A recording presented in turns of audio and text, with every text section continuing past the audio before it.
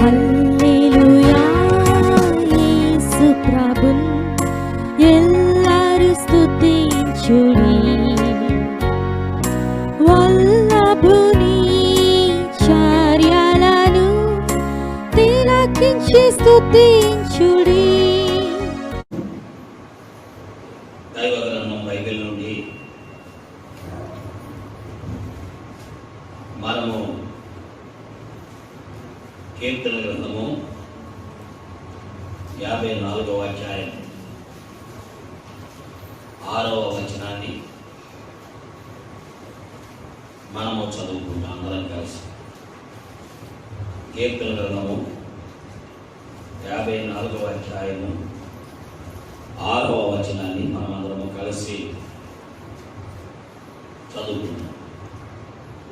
యెహోవా నీ నామము ఉత్తమము, నేను దానికి కృతజ్ఞతాస్తుతులు చెల్లించుచున్నాను. ప్రార్థిస్తాను.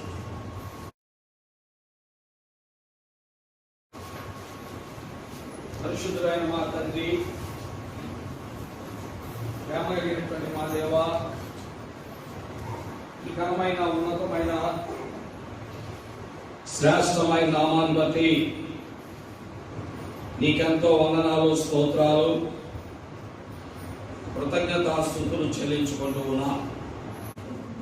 వారికంటే మేము ధన్యులము, భక్తిపరులము, యథార్థవంతులము, నమ్మకస్తులము, పాపము లేని వారమని కాదు కానీ కేవలం ఉచితమైన కృపను బట్టి మాకు మీరు ఇచ్చిన ఈ గొప్ప ధన్యత, ఈ ఆయుష్కాలం కొరకై వందనాలు చెల్లించి ఆరాధిస్తున్నా. చేరువచ్చిన నీ కుమార్తెలు, పెద్దలు, చిన్నలు, వృద్ధులు, మధ్య వయస్కులు, బాలురు, బాలికలు, యవనస్తులు కొరకై వందనాలు. మీ యొక్క పరిశుద్ధమైన సాన్నిధ్యంలో చేరి నిన్ను ఆరాధించుటకు మీరు మాకు ఇచ్చిన ఈ గొప్ప తరుణం కొరకై వందనాలు చెల్లిస్తున్నాం. మాతో మీరు ఉండండి, సమయం మేలుకరంగా చేయండి, నీ వాక్యం అనుగ్రహించండి, మాతో మాట్లాడండి, నీ దయగలిగిన కనుదృష్టి మాపై ఉంచండి. యేసు క్రీస్తు వారి అత్యున్నతమైన నామం మా ద్వారా ఆరాధించబడు సహాయపడవాలి. యేసు నామములో ప్రార్థిస్తున్నాము తండ్రి, ఆమేన్. దేవ గ్రంథంలో మనం చూస్తున్నాం స్పష్టముగా కీర్తన 25వ అధ్యాయం 8వ వచనంలో రాయబడి ఉంది. ఏమని రాయబడి ఉంది చూడండి. స్పష్టంగా మనం చూస్తున్నాం. అది ఆయన ఉత్తముడు, ఆయన నామము ఉత్తమమైనది అని 54:6 చదువుతున్నాం. 54:6 మనకేం కనబడుతుంది? యెహోవా నామము ఉత్తమము. కాబట్టి ఆయన ఉత్తముడు, ఆయన నామం ఉత్తమమైనది. కారణం ఏంటి? ఆయన ఎందుకు ఉత్తముడు అనేది మనం ఆలోచించాలి. ఆయన ఎందుకు ఉత్తముడు అంటే ఆయన దేవుని వాక్యంలో చెప్పాడు. స్పష్టముగా ఆయన మాట్లాడుతూ వచ్చిన మొట్టమొదటి మాట, నేను పాపులనే పిలువచ్చింది కానీ నీతిమంతులను పిలవరాలేదు అని అన్నాడు. కాబట్టి ప్రభువు యేసు క్రీస్తు వారు ఈ లోకములోకి వచ్చింది దేని కొరకు అంటే పాపుల కొరకు ఆయన వచ్చారు. వీళ్ళరా పాపులంటే ఎవరు? ఊరు బయట ఉండేవాళ్ళ, లేక అడుక్కునేవాళ్ళ, లేక కుష్ఠరోగుల, లేకపోతే ఆ రకములుగా బలహీనమైనటువంటి సామాన్యమైన స్థితిగతులు కలిగిన వారా? కానే కాదు. పాపులు అంటే అన్ని భాషలు మాట్లాడేవారు పాపులే, అన్ని జాతుల వారు పాపులే, విద్యావంతులు, ధనికులు, అన్ని వర్గాలు, అన్ని భాషలు మాట్లాడేవారు పాపులే. ప్రపంచంలో ఉన్న 7 ఖండాల్లో 750 దేశాల్లో వివిధ భాషలు ఉన్నాయి. దాదాపు 2700 భాషలు ఉన్నాయి. ఈ భాషలు మాట్లాడే వారందరూ కూడా పాపులే. ఇలాంటి పాపుల కొరకై అనగా యావత్ ప్రపంచంలో ఉన్న మానవ జాతి కొరకై ప్రభువు యేసు క్రీస్తు వారి లోకంలోనికి వచ్చారు. దేవుని వాక్యములో స్పష్టముగా వ్రాయబడింది. మత్తయి సువార్త 1వ అధ్యాయం 21వ వచనంలో మనం స్పష్టముగా చదువుతున్నాం. ఏమని రాయబడింది చదవండి. మత్తయి సువార్త 1:21. ఆమె ఒక కుమారుని కనును, తన ప్రజలను వారి పాపము నుండి ఆయనే రక్షించును కనుక. కాబట్టి ప్రభువు యేసుక్రీస్తు వారి లోకములోకి వచ్చింది దేని కొరకంటే పాపుల కొరకు వచ్చారు. అందుకే తిమోతికి రాసిన మొదటి పత్రిక 1వ అధ్యాయం 15వ వచనంలో మనం చూస్తూ ఉన్నాం. ఏమని రాయబడింది? తిమోతికి రాసిన మొదటి పత్రిక 1వ అధ్యాయం 15వ వచనంలో మనం చూస్తున్నాం. ఏమని రాయబడింది? చదవండి. పాపులను రక్షించుటకు క్రీస్తు యేసు ఈ లోకములోనికి వచ్చెను. చూసారా? ప్రభువు యేసుక్రీస్తు వారు ఈ లోకంలోనికి ఎందుకు వచ్చారు అంటే పాపులను రక్షించడానికి వచ్చారు. ఇలాగా మనమందరము పాపులమే. మానవ లోకంలో జన్మించిన ప్రతి వాడు పాపే.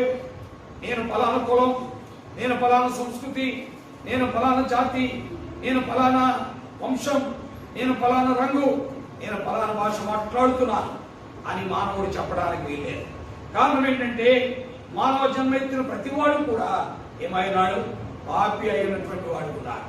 ఇలాంటి పాపులను బాగు చేయడానికి, ఇలాంటి పాపులను స్వస్థపరచడానికి, ఇలాంటి పాపులను సన్మార్గంలోకి తేవడానికి, ఇలాంటి పాపులను దేవుని మహిమ కొరకై ఆయత్తపరచడానికి ఈ లోకంలోకి వచ్చిన వాడే ప్రభు అయిన యేసుక్రీస్తు వారు.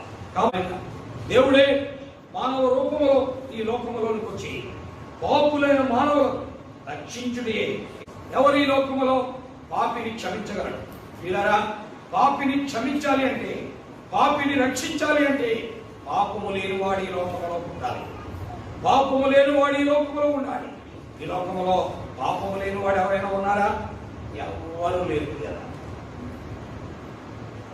ఇంజనీర్లు పాపులు, డాక్టర్లు పాపులు, నర్సులు పాపులు,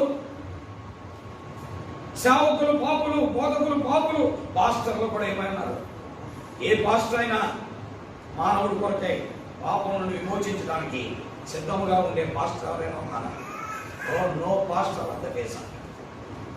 no pastor on the face of earth. No god servant on the face of earth to save sinners. మానవ పాపము నుండి మానవుని రక్షించగలిగిన ఆదిరు లేడు, సేవకుడు కూడా.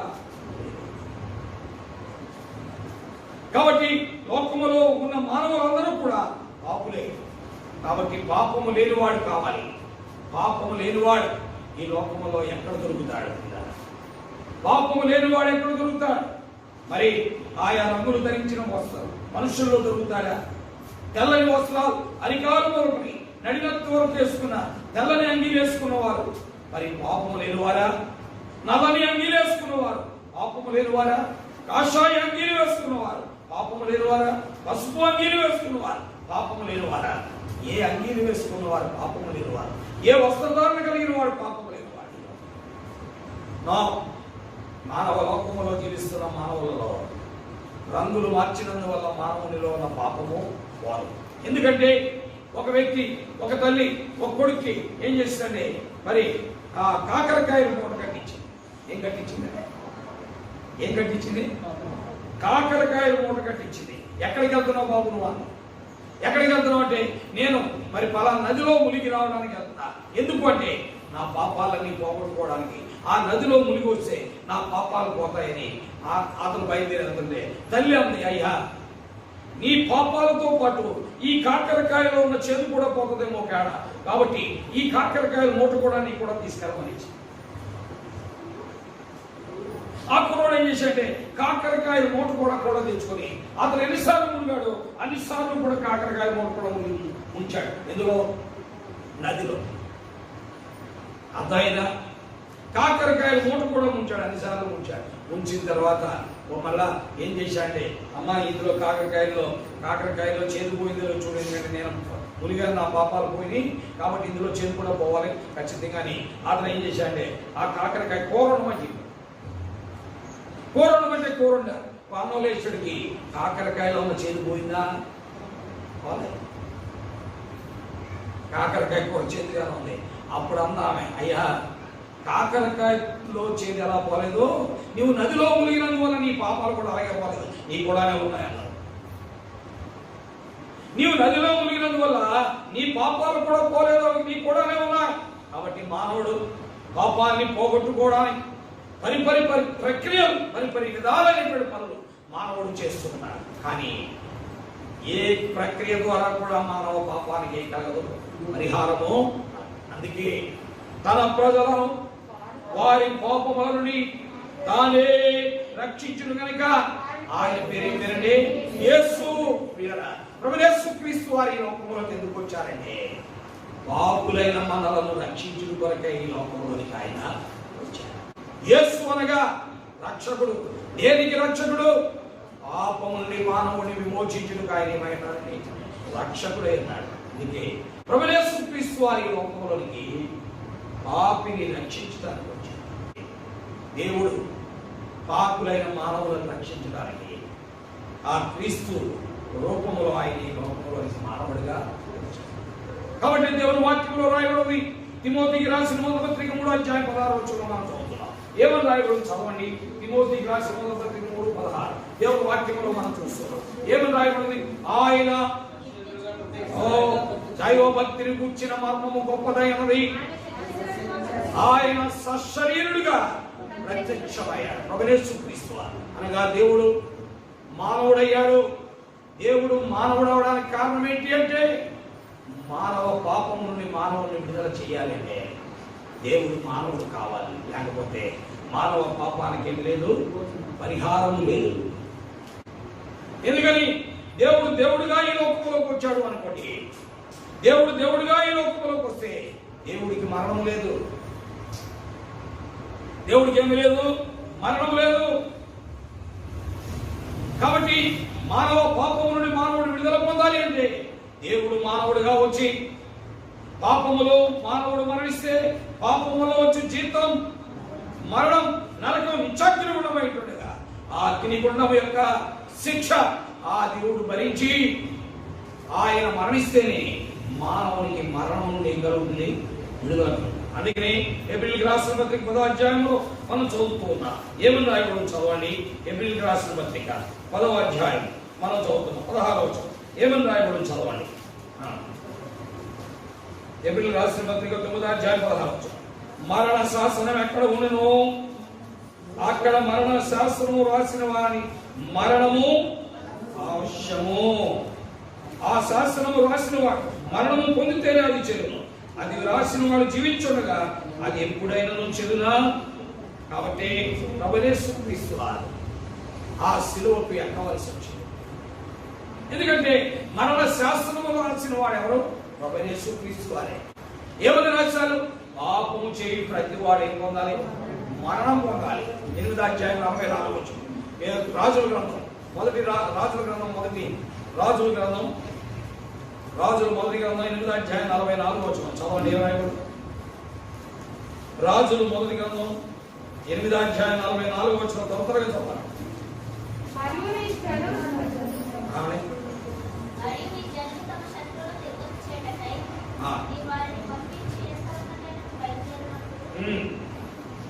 చదవండి.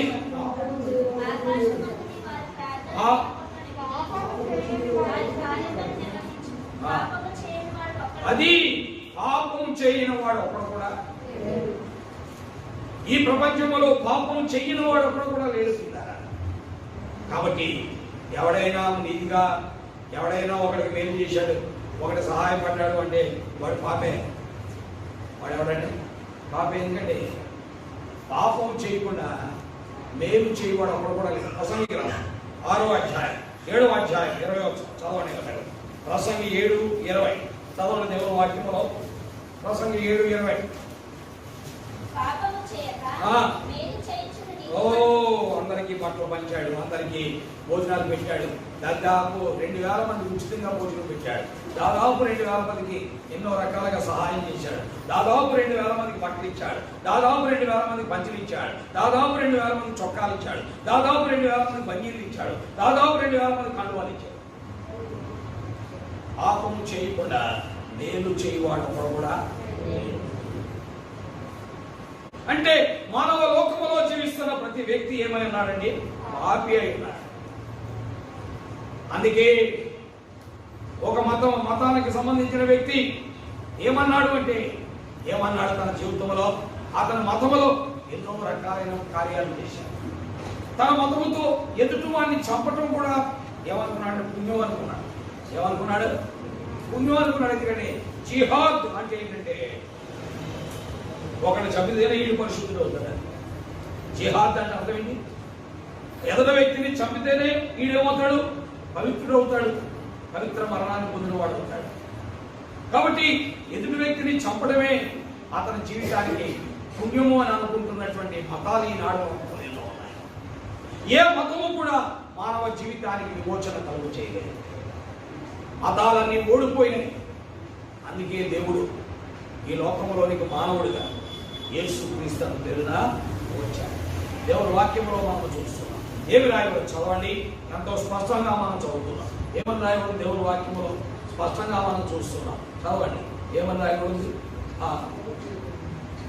తిమోతికి రాసిన 1 అధ్యాయం 15వ వచనంలో మనం చూస్తున్నాం. పాపులను రక్షించడం. చూసారా? యేసు ప్రభు క్రిస్మస్ అంటే ఏంటంటే పాపిని రక్షించడానికి దేవుడు మానవుడు అవడమే. అర్థమైందా? క్రిస్మస్ అంటే అర్థం ఏంటంటే పాపిని రక్షించడానికి దేవుడు ఏమయ్యాడంటే మానవుడికి. ప్రియమైన దేవుని బిడ్డలా, దేవుని వాక్యం వింటున్నటువంటి పిల్లల గమనించు, గుర్తెరుగు. పాపివైన నిన్ను రక్షించడానికే దేవుడు ఏమయ్యాడండి? మానవుడికి. నీవు నేను పాపులం, మనం రక్షించబడాలి. లేకపోతే మనం ఏమైపోతాం? నాశనానికి వెళ్ళిపోతాం. కాబట్టి దేవుని వాక్యములో మనం చూస్తున్న సత్యం ఏంటంటే ఎంతో స్పష్టంగా ప్రసంగి గ్రంథం 7వ అధ్యాయం 20వ వచనంలో చెప్పబడింది, పాపము చేయక మేలు చేయుచుండు నీతిమంతుడు ఒకడు కూడా లేడు. కాబట్టి ఇలాంటి పాపుల కొరకు, ఇలాంటి పాపి అయినటువంటి మానవుల కొరకు, పాపులైనటువంటి నీలాంటి నాలాంటి వ్యక్తుల కొరకు, మనల్ని రక్షించిన కొరకే కోటాను కోట్ల దేవదూతలతో ఆరాధించబడే దేవుడు, శరాపులతో ఆరాధించబడే దేవుడు, ఆ కెరూబులతో ఆరాధించబడే దేవుడు, మానక రాత్రి మగళ్ళు కూడా పరిశుద్ధుడు పరిశుద్ధుడు పరిశుద్ధుడని పొగడబడుతున్నటువంటి ఆ దేవుడు తను తాను ఉపేక్షించుకొని ఆయన మానవుడిగా మారడానికి ఇష్టపడ్డాడు. ఆయన మనుష్యుడిగా మారడానికి ఇష్టపడ్డాడు. అలాగున ఆయన కన్య మరియ గర్భంలోనికి వచ్చాడు. అవునా? కన్య మరియ గర్భంలోనికి వచ్చాడు. దేవుని వాక్యములో మనం చూస్తున్నాం. ఆ కన్య మరియ గర్భంలోనికి వచ్చి 9 నెలలు అక్కడ ఉన్నాడు. అక్కడ నుండి దేవుని వాక్యములో మనం చూస్తున్నాం. అక్కడ నుండి ఆయన పశువుల తొట్టిలోనికి వచ్చాడు. పశువుల తొట్టిలో నుండి కొత్తి గుడ్డలతో చుట్టబడ్డాడు. అక్కడ నుండి ఆయన ఆ శిలువకు గొల్గొతా కొండ పైన ఆ శిలువకు ఎక్కడానికి యోహాను సువార్త 19వ అధ్యాయం 5వ వచనంలో ఆయన పలికాడు. ఏమని రాయడం చదవండి. యోహాను సువార్త 19వ అధ్యాయం 5వ వచనం దేవుని వాక్యములో మనం చూస్తున్నాం. ఏమని రాయబడింది స్పష్టంగా చదవండి బాబు. దేవుని వాక్యములో ప్రభు యేసుక్రీస్తు వారు ఆ దేవదూతల ఆరాధన విడిచి, ఆ కెరూబుల ఆరాధన విడిచి, మొదటిది దేవదూతల ఆరాధన విడిచాడు, 2 కెరూబుల ఆరాధన విడిచాడు, 3వది ఏమైపోయాడు? మనుషుల పోలికగా పుట్టాడు, దాసుని స్వరూపాన్ని ధరించాడు. ఇప్పుడు ఆయన ఎక్కడికి వచ్చాడంటే పశువుల తొట్టిలోనికి దాసుడుగా వచ్చాడు. పొత్తి గొడవలతో చుట్టబడ్డాడు. ఇప్పుడు ఎక్కడికి వచ్చాడు అంటే ఇలా ఊదా రంగు వస్త్రము ధరించి ఆయన శిలువకు ఎక్కడానికి అక్కడికి వచ్చాడు. చదవండి 19వ అధ్యాయం 5వ వచనం.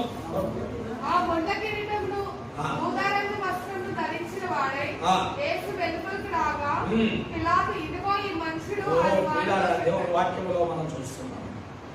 ఒక పాపి అయిన మానవుడిని రక్షించాలి అంటే దేవుడు ఎన్ని విధాలుగా తగ్గిపోతూ వచ్చాడో మీరు చూశారు కదా. అలాగే తను తాను ఉపేక్షించుకొని ఇప్పుడు ఆ శిలువకి ఎక్కాడు. ఆ శిలువలో ఆయన బలి రక్తాన్ని చెందించి చనిపోయి సమాధి చేయబడి 3వ దినాన లేచాడు. ప్రియులారా, ప్రభువు యేసుక్రీస్తు వారు కేవలం ఆయన పాపి అయిన నిన్ను రక్షించడానికి, నన్ను రక్షించడానికి, మనలను రక్షించడానికి ఆయన ఎలాగున తను తాను ఏం చేశాడే ఉపేక్షించాడు. ఇలాగున తను తాను ఉపేక్షించున్నాడు. దాన్ని అపోస్తలుడైనటువంటి పౌలు ఎంతో చక్కగా ఫిలిప్పీ పత్రిక 2వ అధ్యాయం 6వ వచనం నుండి వివరించారు. ఏమన్నాడు చదవని దేవుని వాక్యంలో. ఫిలిప్పీ పత్రిక 2వ అధ్యాయం 6వ వచనం.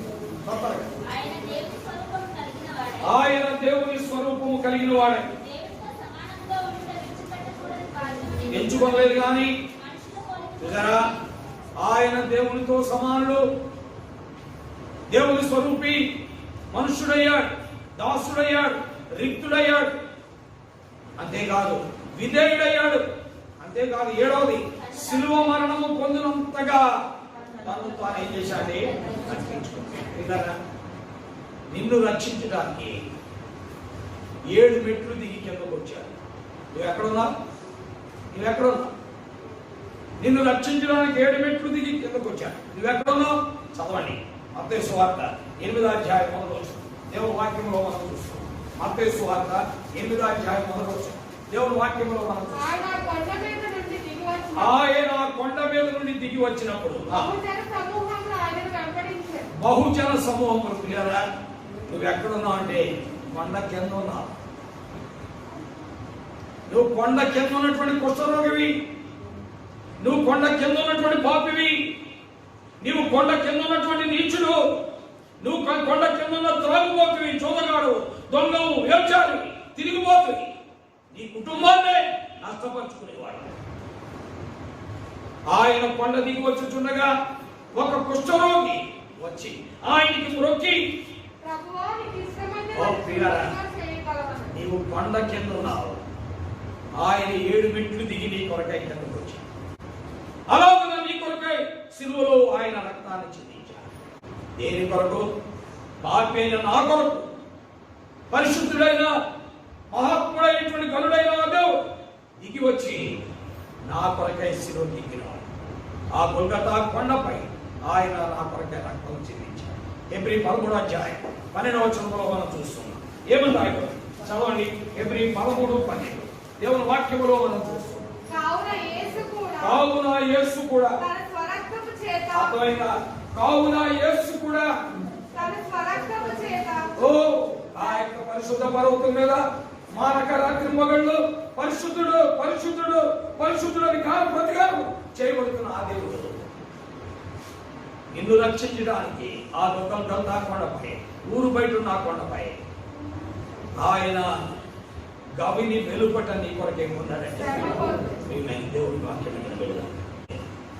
నీ కొరకై ఉపేక్షించుకున్న ప్రభు, నీ కొరకై తగ్గించుకున్న ప్రభు, నీ పాపము కొరకై సిలువెక్కడానికి సిద్ధపడిన ప్రభు, నీ పాపము కొరకై సిలువలో బలి రక్తము చిందించినటువంటి ప్రభు ఆరాధించు.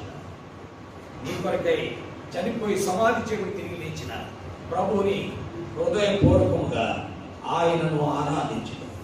అర్థమైందా? ఇలా కాబట్టి ప్రభువైన యేసుక్రీస్తు వారు నిజముగానే ఉత్తముడు కాదంటారా?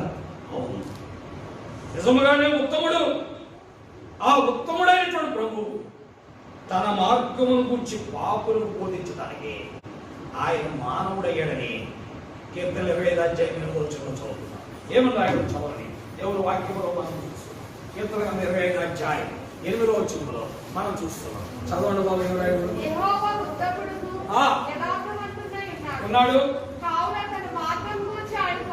ఇలాంటి పాపికి తన సత్యాన్ని బోధించడానికి, ఇలాంటి పాపికి తన మార్గాన్ని తెలియచేయడానికి ఆ సమానుడైన దేవుడు ఈ కొరకై తను తాను ఉపేక్షించుకుని ఈ లోకంలోకి వచ్చి ఆ శిలువకెక్కి బలైపోయి రక్తమును చిందించింది. పిల్లలు, ఆ ప్రభువుని మనం ఏం చేయాలి? ఆరాధించబద్దులమైన, ఆయనను పూజించబద్దులమైన, ఆయనను మహిమపరచబద్దులమైన. పరిశుద్ధులైన తండ్రి, పాపులమైన, నీచులమైన, భ్రష్టులమైన, అధికారం మొదలుకొని నీతి వరకు ఎక్కడ చూచిన దోషముతో దౌష్ట్యముతో నిండిపోయిన ఈ మానవ జీవితాన్ని నువ్వు ప్రేమించినవాడు. అందుకొరకే తండ్రి ఈ మానవుని విమోచించి ఉండే చోట్ల మానవుడు కూడా ఉండాలని కోరి ఆ కోటాను కోట్ల దేవదూతుల ఆరాధన, కెరూబుల ఆరాధన గురించి మనుషుడు అవడానికి ఇష్టపడ్డావు, దాసుడు అవడానికి ఇష్టపడ్డావు, వ్యక్తులు అవడానికి ఇష్టపడ్డావు. చివరికి తండ్రి శిలువ మరణం పొందడానికి గౌరి వెలుపట శ్రమ పొందటానికి, గౌరి వెలుపట సిలువ ఇవ్వటానికి ఇష్టపడిన దేవుడు, నీకెంతో వందనాలు స్తోత్రాలు చెల్లిస్తున్నాను. దేవా, మేము నిన్ను గురించి ఆలోచించలేదు, కోరలేదు. మా పాపానికి వచ్చే శిక్ష భయంకరమైంది, నరకాగ్ని అయి ఉంటుండగా దాన్ని విడుదల పొందాలని కోరిక కూడా మాకు లేక ఈ లోకంలో కొట్టుకుపోతూ ఈ యొక్క లోక పాపంలో మునిగిపోతున్న మా జీవితాలు గుర్తించిన దేవుడు, దాని నుండి ఆ పాపపు ఊపి నుండి పైకి లేపడానికి నిర్ణయించుకున్న దేవుడు, తగ్గించుకున్న దేవుడు, మా కొరకే కార్యమైనా చేయడానికి సిద్ధపడిన దేవుడు అయినందుకే నీకు స్తోత్రాలు. అలాగన శిలువలో బలైపోయి రక్తాన్ని చిందించి పాపమైన మమ్మలను రక్షించి నీ బిడ్డలుగా, నీ కుమార్తెలుగా, నీ సొత్తుగా, నీ జనాంగంగా అంగీకరించిన నీకే మహిమ, ఘనత, ప్రభావం చెల్లిస్తూ నువ్వు చేసిన కార్యాన్ని బట్టి కృతజ్ఞత చెల్లిస్తూ నిన్ను ఆరాధించుటకు విరించిన తరుణాన్ని మనసు చెల్లిస్తూ యేసుక్రీస్తు వారి అద్వితీయ నామములో స్తుతి ఆరాధన నీకే సమర్పిస్తున్నాము తండ్రి. ఆమేన్. చంద్రులారాయిలా దేవుని స్తుతించుడి, హృదయమును వెలిగించిన యేసుని స్తుతించుడి.